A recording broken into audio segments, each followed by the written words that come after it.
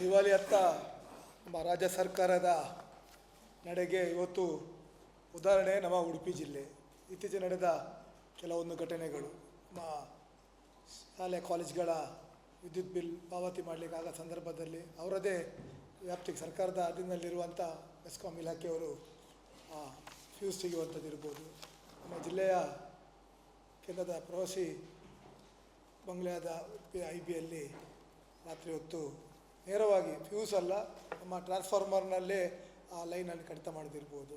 ಇವತ್ತು ನಮ್ಮ ಜಿಲ್ಲಾ ಆಸ್ಪತ್ರೆಯಲ್ಲಿ ಸಿಗುವಂಥ MRI CT ಸ್ಕ್ಯಾನ್ ಅಂಥ ಸೌಲಭ್ಯಗಳಿಗೆ ಬಿಲ್ ಪಾವತಿ ಮಾಡಲಿಕ್ಕೆ ಹಣ ಇಲ್ಲದೆ ಅದನ್ನು ತಡೆದಂತಿರ್ಬೋದು. ಬಹುಶಃ ಇಂಥ ಭಾಳಷ್ಟು ಉದಾಹರಣೆಗಳು ನಮ್ಮ ಉಡುಪಿ ಜಿಲ್ಲೆಯಲ್ಲಿ ನಮಗೆ ಕಾಣ್ತುಂಟು. ಅದರ ಅರ್ಥ ಏನಂತೇಳಿದರೆ, ಸರ್ಕಾರ ಸಂಪೂರ್ಣವಾಗಿ ಜನರನ್ನು ದಾರಿ ತಪ್ಪಿಸುವ ಮೂಲಕ ಸಂಪೂರ್ಣ ದಿವಾಳಿ ಆಗಿದೆ ಎಂಬುದಕ್ಕೆ ಅವರು ಇವತ್ತು ಈ ಒಂದು ಕೆಲವೊಂದು ವ್ಯವಸ್ಥೆ ಮೂಲಕ ಅದನ್ನು ಸಾಬೀತುಪಡಿಸಿದ್ದಾರೆ. ಈ ಸಂದರ್ಭದಲ್ಲಿ ಈಗಾಗಲೇ ನಮ್ಮ ರೈತ ಮೋರ್ಚಾ ಅಧ್ಯಕ್ಷರು ಕೆಲವೊಂದು ವಿಚಾರವನ್ನು ಪ್ರಸ್ತಾವ ಮಾಡಿದ್ದಾರೆ. ಅದರ ಜೊತೆಗೆ ಒಂದು ಕೆಲವು ವಿಚಾರವನ್ನು ಅದಕ್ಕೆ ತಮ್ಮ ಮುಂದೆ ತಿಳಿಸಲಿಕ್ಕೆ ಬಯಸ್ತಿದ್ದೇನೆ. ಮತ್ತೊಮ್ಮೆ ಉಪಸ್ಥಿರುವ ಎಲ್ಲ ಪತ್ರಿಕಾ ಮಾಧ್ಯಮ ಮಿತ್ರರಿಗೆ ಶಾಸಕರಲ್ಲಿ ಸ್ವಾಗತವನ್ನು ಬಯಸುತ್ತಾ, ಈಗಾಗಲೇ ಗ್ಯಾರಂಟಿಗಳ ಘೋಷಣೆ ಸಂದರ್ಭದಲ್ಲಿ ಸರ್ಕಾರ BPL APL ವ್ಯವಸ್ಥೆ ಅಡಿಯಲ್ಲಿ ಭಾಳಷ್ಟು ಯೋಜನೆಗಳನ್ನು ಜನರಿಗೆ ತರುತ್ತೇವೆ, ಆ ಮೂಲಕ ಅವರ ಓಟನ್ನು ಪಡ್ಕೊಂಡು ಇವತ್ತು ಸರ್ಕಾರ ಅಧಿಕಾರಕ್ಕೆ ಬಂದಿದೆ. ಆದರೆ ಘೋಷಣೆ ಮಾಡಿದ 5 ಗ್ಯಾರಂಟಿಯಲ್ಲಿ ಕೂಡ ಸರಿಯಾದ ಆರ್ಥಿಕ ವ್ಯವಸ್ಥೆ ಇಲ್ಲದೆ ಇರಲಿಕ್ಕೆ ಯಾವ ಒಬ್ಬ ಫಲಾನುಭವಿ ಬೆನಿಫಿಷರಿ ಕೂಡ ಅದರ ಸರಿಯಾದ ಪ್ರಯೋಜನ ಸಿಗ್ತಿಲ್ಲ. ಇವತ್ತು ನಮ್ಮ ಜಿಲ್ಲೆಯಲ್ಲಿ ಸುಮಾರು 40,000 ರೇಷನ್ ಕಾರ್ಡ್ಗಳನ್ನು ರದ್ದು ಮಾಡಿ ಅದನ್ನು ನೇರವಾಗಿ BPLಯಿಂದ APLಗೆ ಅದನ್ನು ಶಿಫ್ಟ್ ಮಾಡುವಂಥ ವ್ಯವಸ್ಥೆ ಆಗಿದೆ. ಅದರ ಅರ್ಥ ಏನಂತೇಳಿದರೆ, ಇವತ್ತು ಅವರಿಗೆ ಸರ್ಕಾರದ ಯೋಜನೆಗಳನ್ನು ಜನರಿಗೆ ತಲುಪಿಸಲಿಕ್ಕೆ ಆಗೋದಿಲ್ಲ. ಆದರೆ ಸಿದ್ದರಾಮಯ್ಯನವರಿಗೆ ನನ್ನೊಂದು ಪ್ರಶ್ನೆ, ಅವರೆಲ್ಲ ಮತವನ್ನು ತಾವು ಪಡ್ಕೊಂಡಿದ್ದೀರಿ, ಈಗ ನೀವು BPL APL ನಿಮ್ಮ ಆದಾಯ ಮಿತಿ ವ್ಯತ್ಯಾಸ ಉಂಟು ಅಂತ ಹೇಳಿದ್ರೆ ಆ ಚುನಾವಣೆ ಸಂದರ್ಭದಲ್ಲೇ ಹೇಳ್ಬೋದಿತ್ತು, 5 ವರ್ಷಕ್ಕೆ ನಾವು ಯಾವುದೇ ರೇಷನ್ ಕಾರ್ಡ್ನಲ್ಲಿ ಯಾವುದೇ ರೀತಿಯ ಬದಲಾವಣೆಗಳನ್ನು ಮಾಡೋದಿಲ್ಲ, ಈಗಿರುವ ಆ ಡಾಟಾಗಳ ಪ್ರಕಾರ ನಾವು ಅದಕ್ಕೆ ಕೊಡ್ತೇವೆ ಅಂತ. ಉಡುಪಿ ಜಿಲ್ಲೆಯಲ್ಲಿ ಸುಮಾರು 40,000 ಇವತ್ತಿನ ಡಾಟಾ ಪ್ರಕಾರ 40,000 ರೇಷನ್ ಕಾರ್ಡ್ಗಳನ್ನು ಇವತ್ತು ರದ್ದು ಮಾಡಿದ್ದಾರೆ. ಅದರಲ್ಲಿ ವಿಶೇಷವಾಗಿ ಉಡುಪಿ ತಾಲೂಕು 11,250, ಬ್ರಹ್ಮಾವರದಲ್ಲಿ 5,700. ಅದ್ರ ಜೊತೆಗೆ ಇವತ್ತು ಬಡಪಾಯಿ ಅಂಗನವಾಡಿ ಕಾರ್ಯಕರ್ತರಿರ್ಬೋದು, ಸಹಾಯಕರಿಗೆ ಸುಮಾರು 5 ತಿಂಗಳಿಂದ ವೇತನದ ಒಂದು ಮಾಡುವಂಥ ವ್ಯವಸ್ಥೆ ಇವತ್ತು ಸರ್ಕಾರದಲ್ಲಿಲ್ಲ. ಅದರ ಜೊತೆಗೆ ಆ ಅಂಗನವಾಡಿ ಮಕ್ಕಳಿಗೆ ಮೊಟ್ಟೆ ಕೊಡುವಂಥ ಒಂದು ಯೋಜನೆ ಸರ್ಕಾರದಲ್ಲಿತ್ತು. ಇವತ್ತು ಮೊಟ್ಟೆ ಕೊಡಲಿಕ್ಕೆ ಕೂಡ ದುಡ್ಡಿಲ್ಲ. ಅಂಗನವಾಡಿ ಕಾರ್ಯಕರ್ತರೇ ತಮ್ಮ ಕಿಸೆಯಿಂದ ತಂದು ಆ ಮೊಟ್ಟೆ ಕೊಡುವಂಥ ಒಂದು ವ್ಯವಸ್ಥೆ ಈಗ ಆಗಿದೆ. ಅವರ ಗೋಲನ್ನು ಕೇಳುವವರಿಲ್ಲ. ಯಾಕೆಂದರೆ 6,000 7,000 ರೂಪಾಯಿ ದುಡಿಯುವಂಥ ಆ ಅಂಗನವಾಡಿ ಕಾರ್ಯಕರ್ತರು 5-6 ತಿಂಗಳು ಸಂಬಳ ಆಗದಿದ್ದಲ್ಲಿ ಅವರ ಪರಿಸ್ಥಿತಿ ಏನೆಂಬುದನ್ನು ಇವತ್ತು ರಾಜ್ಯ ಸರ್ಕಾರ ಅರ್ಥ ಮಾಡಬೇಕಾಗ್ತದೆ. ನಿಗಮ ಮಂಡಳಿಗಳ ನೌಕರರಿಗೆ ಸುಮಾರು 5 ತಿಂಗಳಿಂದ, ಅಂದರೆ ಲಾಸ್ಟ್ ಏಪ್ರಿಲ್ ಮೇಯಿಂದ ಯಾವುದೇ ರೀತಿಯ ಸಂಬಳ ಆಗ್ತಾಯಿಲ್ಲ. ಮೆಸ್ಕಾಂ ಇಲಾಖೆ ಮೂಲಕ ಇವತ್ತು ಬಿಲ್ಲು ಪಾವತಿ ಮಾಡಬೇಕಂತ ಒತ್ತಡ ಹಾಕುವ ಸಂದರ್ಭದಲ್ಲಿ ಇವತ್ತು ಸರ್ಕಾರದ ಸೌಮ್ಯಗಿರುವಂಥ ಶಾಲೆ ಆಗಿರ್ಬೋದು, ಬೇರೆ ಬೇರೆ ಸರ್ಕಾರಿ ಕಟ್ಟಡಗಳಿಗೆ ಇವತ್ತು ನೇರವಾಗಿ ಅವರ ಫ್ಯೂಸನ್ನು ಕರ್ಸ್ಕೊಳ್ಳುವಂಥ ಒಂದು ವ್ಯವಸ್ಥೆ ಆಗಿದೆ. ಸರ್ಕಾರ ಅದಕ್ಕೆ ಅನುದಾನವನ್ನು ಬಿಡುಗಡೆ ಮಾಡಬೇಕು. ಆ್ಯಕ್ಚುಲಿ ಆ ಸರ್ಕಾರದ ಅನುದಾನದಲ್ಲಿ ಅದನ್ನು ಪಾವತಿ ಮಾಡುವಂಥದ್ದು. ಅದರಿಂದಾಗಿ ಸರ್ಕಾರದಲ್ಲಿರುವಂಥ ಮೆಸ್ಕಾಂ ಇಲಾಖೆಯವರೇ ಈ ರೀತಿ ಅವರ ವ್ಯವಸ್ಥೆಗೆ ಮುಂದಾದರೆ ಮುಂದಿನ ದಿನಗಳಲ್ಲಿ ಯಾವ ರೀತಿ ಆಗುವುದೆಂಬುದನ್ನು ನಾವೊಮ್ಮೆ ಅರ್ಥ ಮಾಡಬೇಕಾಗಿದೆ. ಸರ್ಕಾರಿ ನಮ್ಮ ಜಿಲ್ಲಾ ಆಸ್ಪತ್ರೆಯಲ್ಲಿ CT ಸ್ಕ್ಯಾನ್, ಅದೇ ರೀತಿ MRI ಸ್ಕ್ಯಾನ್ನ ಸೇವೆ ಇತ್ತು. ಬಡವರು ಇಡೀ ಜಿಲ್ಲೆಯಾದ್ಯಂತ ಅಲ್ಲಿಗೆ ಬರ್ತಿದ್ದರು. ಆದರೆ ಅಲ್ಲಿಯೂ ಕೂಡ ಅವರಿಗೆ ಸರಿಯಾದ ಬಿಲ್ ಪಾವತಿ ಮಾಡಲಿಕ್ಕೆ ಆಗದಿಂದಾಗಿ ಈಗಾಗಲೇ 2 ದಿನ ಹಿಂದೆ ಇಡೀ ರಾಜ್ಯದಾದ್ಯಂತ 14 ಜಿಲ್ಲೆಗಳಲ್ಲಿ ಅದನ್ನು ಸ್ಥಗಿತಗೊಳಿಸಲಾಗಿದೆ. ಅದರಿಂದಾಗಿ ಸರ್ಕಾರ ಎಚ್ಚೆತ್ತುಕೊಳ್ಬೇಕು. ಏಕೆಂದರೆ ಸರ್ಕಾರಿ ಆಸ್ಪತ್ರೆಗೆ ಬರುವಂಥ ಎಲ್ಲ ಪೇಷಂಟ್ಗಳು ಭಾಳ ಬಡವರು. ಏಕೆಂದರೆ ಅವರಿಗೆ ಖಾಸಗಿ ಆಸ್ಪತ್ರೆಗಳಲ್ಲಿ ಅದರ ವೆಚ್ಚವನ್ನು ಭರಿಸಲಿಕ್ಕೆ ಆಗೋದಿಲ್ಲ. ಆ ದೃಷ್ಟಿಯಲ್ಲಿ ಸರ್ಕಾರದ ಒಂದು ಪ್ರಯೋಜನವನ್ನು, ವ್ಯವಸ್ಥೆಯ ಪ್ರಯೋಜನವನ್ನು ಪಡಿಬೇಕಂತ. ಆದರೆ ಇವತ್ತು ಸರ್ಕಾರ ಕಣ್ಣು ಮುಚ್ಚಿ ಕೂತ್ಕೊಂಡಂತ ಇದೆ. ಏಕೆಂದರೆ 2 ದಿನ ಆದರೂ ಕೂಡ ಸನ್ಮಾನ್ಯ ಸಚಿವರು ಆ ಬಗ್ಗೆ ಚಕ್ರವನ್ನು ಎತ್ತದೆ ಯಾವುದೇ ರೀತಿಯಲ್ಲಿ ಅದಕ್ಕೆ ವ್ಯವಸ್ಥೆಯನ್ನು ಕೈಗೊಳ್ಳುವಂಥ ಒಂದು ನಿಲುವನ್ನು ಕೂಡ ಅವರು ತಗೊಳ್ಕೊಂಡಿರಲಿಲ್ಲ. ಸುಮಾರು ಪ್ರಕೃತಿ ವಿಕೋಪದಡಿಯಲ್ಲಿ ನಾವು ಕೊಟ್ಟ ಮೊತ್ತ ಅಲ್ಲ, ಅಂದಾಜು ಮೊತ್ತ ಅಲ್ಲ.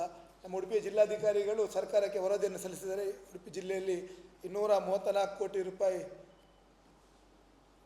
ಪ್ರಕೃತಿ ವಿಕೋಪದಿಂದ ಹಾನಿಯಾಗಿದೆ. ತಕ್ಷಣ ಸರ್ಕಾರ ಅದಕ್ಕೆ ಬಿಡುಗಡೆ ಮಾಡಬೇಕಂತ. ಆದರೆ ಕಳೆದ 15 ತಿಂಗಳಲ್ಲಿ ನಮ್ಮ ಶಾಸಕರ ನಿಧಿ ಇರ್ಬೋದು, ಸಂಸದರ ನಿಧಿಯನ್ನು ಹೊರತುಪಡಿಸಿ ಯಾವುದೇ ಸಮುದ್ರ ಕೊರತೆ ಇರ್ಬೋದು, ಯಾವುದೇ ಫ್ಲಡ್ ಡ್ಯಾಮೇಜ್ ಇರ್ಬೋದು, ಪ್ಯಾಚ್ ವರ್ಕಿಗೆ ಸರ್ಕಾರ ಹಣ ಬಿಡುಗಡೆ ಮಾಡಲಿಲ್ಲ. ಹಣ ಬಿಡುಗಡೆ ಮಾಡಲಿಲ್ಲ ಅಂತ ಹೇಳಿದರೆ ಇವತ್ತು ಸರ್ಕಾರದಲ್ಲಿ ದುಡ್ಡಿಲ್ಲ. ಆದರೆ ಆಡಳಿತ ಪಕ್ಷದವರು ಸರ್ಕಾರ ಭಾರಿ ಒಳ್ಳೆಯದಿಂದ ನಡೀತುಂಟು, ಸರ್ಕಾರದಲ್ಲಿ ದುಡ್ಡು ತರಬೇಕು ನಾವು ಅಂತ ಹೇಳುವಂಥ ಒಂದು ಕನಸನ್ನು ಕಾಣ್ತಿದ್ದಾರೆ. ಅದರಿಂದಾಗಿ ಈ ಆಡಳಿತ ಪಕ್ಷದವರಿಗೆ ಈ ಒಂದು ಮಾಧ್ಯಮದ ಮೂಲಕ ನಾನೊಂದು ಕಿವಿ ಮಾತನ್ನು ಹೇಳ್ತೇನೆ.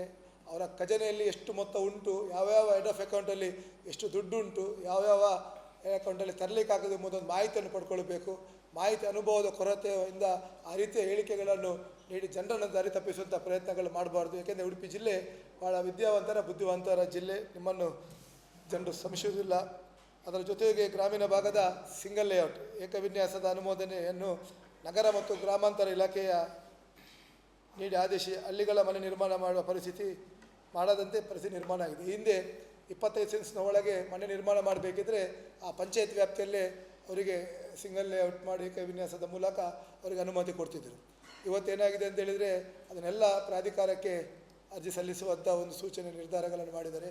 ಇವತ್ತಿನ ಪರಿಸ್ಥಿತಿಯಲ್ಲಿ ಉಡುಪಿ ಅಭಿವೃದ್ಧಿ ಪ್ರಾಧಿಕಾರದಲ್ಲಿ ಸಿಬ್ಬಂದಿಗಳ ಕೊರತೆ ಇದೆ. ಸುಮಾರು 1.5 ವರ್ಷದಿಂದ ಆ ಕಡತಗಳು ಬಾಕಿ ಉಂಟು. ಆದರೆ ಸರ್ಕಾರ ಆ ಬಗ್ಗೆ ಗಮನ ಹರಿಸದೆ ಅದನ್ನು ವಿಲೇವಾರಿ ಮಾಡೋದು ಹೊರತುಪಡಿಸಿ ಈ ರೀತಿಯ ಮತ್ತಷ್ಟು ಒತ್ತಡವನ್ನು ಹಾಕಿ ಇನ್ನಷ್ಟು ಜನರನ್ನು ಸಮಸ್ಯೆಗೆ ದಾರಿಗೆ ತಳ್ಳುವಂಥ ಕೆಲಸ ಆಗ್ತಿದೆ. ಅದರಿಂದಲೇ ಈಗಾಗಲೇ ಸಂಬಂಧಪಟ್ಟ ಸಚಿವರ ಗಮನಕ್ಕೆ ಕೂಡ ತಂದಿದ್ದೇವೆ.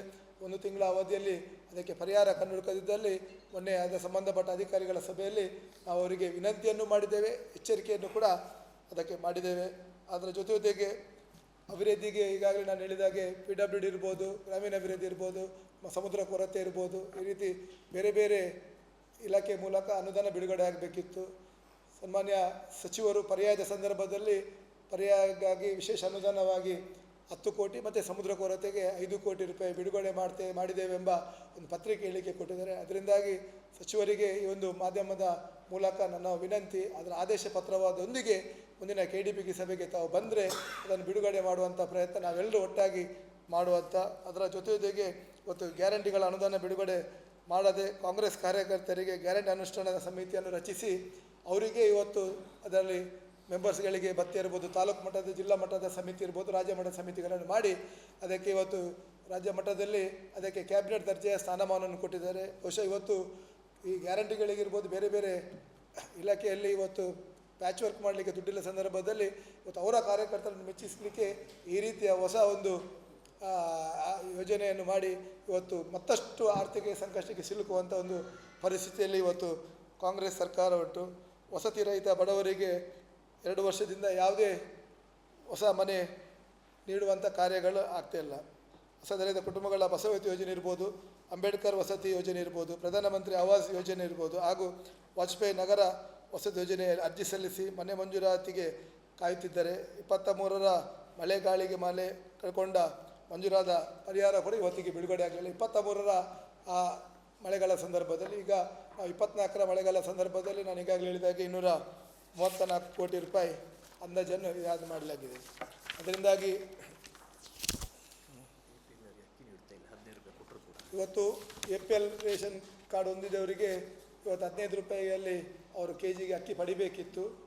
ಆದರೆ ಇವತ್ತು ಸರ್ಕಾರ ಅದಕ್ಕೂ ಕೂಡ ತಡೆಯುವಂಥದ್ದೊಂದು ವ್ಯವಸ್ಥೆಗಳ ಆಗಿದೆ. ಅದರಿಂದಾಗಿ ಸಂಪೂರ್ಣವಾಗಿ ಸರ್ಕಾರ ಇವತ್ತು ದಿವಾಳಿಯಾಗಿದೆ ಎಂಬುದನ್ನು ಮತ್ತೊಮ್ಮೆ ಈ ಸಂದರ್ಭ ಉಲ್ಲೇಖ ಮಾಡ್ತೇನೆ. ಇವತ್ತು ಯಾವುದೇ ಇಲಾಖೆಗೆ ನಮ್ಮ ರೆವಿನ್ಯೂ ಇರ್ಬೋದು, ಬೇರೆ ಬೇರೆ ಇಲಾಖೆಯಲ್ಲಿ ಹೋದಾಗ ಅಧಿಕಾರಿಗಳ ದರ್ಪದಿಂದ ಇವತ್ತು ಬಡ ಜನರು ಇವತ್ತು ಯಾವುದೇ ಇಲಾಖೆಯಲ್ಲಿ ಕೆಲಸ ಮಾಡಲಿಕ್ಕೆ ಕಷ್ಟ ಸಾಧ್ಯವಾಗಿದೆ. ಒಂದು ಕಡೆ ಬೇರೆ ಬೇರೆ ರೀತಿಯಲ್ಲಿ ಒತ್ತಡಗಳನ್ನು ಹಾಕ್ತಿದ್ದಾರೆ. ಒಂದು ಕಡೆ ನಮ್ಮ ಬಡವರು ಯಾವುದೇ ಕೆಲಸಕ್ಕೆ ಹೋದಾಗ ಅವರ ಡೆತ್ ಇರ್ಬೋದು, ಬರ್ತ್ ಸರ್ಟಿಫಿಕೇಟ್ ಇರ್ಬೋದು, ಯಾವುದೇ ಒಂದು ಇಲಾಖೆಯ ದಾಖಲೆಯನ್ನು ಪಡ್ಕೊಂಡು ಹೋದಾಗ ಭಾಳ ದರ್ಪದಿಂದ ನಡ್ಕೊಳ್ಳುವಂಥ ಒಂದು ವಾತಾವರಣ ಇಲ್ಲಿ ನಿರ್ಮಾಣ ಆಗಿದೆ. ಅದಕ್ಕೆ ಮೂಲ ಕಾರಣ ಅಂತೇಳಿದರೆ ಎಲ್ಲ ಅಧಿಕಾರಿಗಳು ಕೂಡ ಕಾಂಗ್ರೆಸ್ ಏಜೆಂಟ್ರಂತೆ. ಇವತ್ತು ಅಧಿಕಾರಿಗಳ ಕಚೇರಿ ಇವತ್ತು ಕಾಂಗ್ರೆಸ್ ಕಚೇರಿಯಾಗಿ ಮಾರ್ಪಟ್ಟಿದೆ. ಈ ಒಂದು ಮಾಧ್ಯಮದ ಮೂಲಕ ಉಡುಪಿ ಜಿಲ್ಲೆಯ ಎಲ್ಲ ಇಲಾಖೆ ಅಧಿಕಾರಿಗಳಿಗೆ ನಾನು ಜನರ ಪರವಾಗಿ ಒಂದು ವಿನಂತಿ ಮಾಡ್ತೇನೆ. ನಮ್ಮ ಜಿಲ್ಲೆಯ ಜನರ ತಾಳ್ಮೆಯನ್ನು ತಾವು ಪರೀಕ್ಷೆ ಮಾಡಲಿಕ್ಕೆ ಹೋಗಬೇಡಿ. ಜನರಿಗೆ ಸರಿಯಾದ ಸೇವೆ, ನಿಮ್ಮ ಕರ್ತವ್ಯ ಜವಾಬ್ದಾರಿಯನ್ನು ನಿಮ್ಮ ವ್ಯಾಪ್ತಿಯಲ್ಲಿ ತಾವು ಸಾಕಾರ ಮಾಡಬೇಕು. ಇಲ್ಲ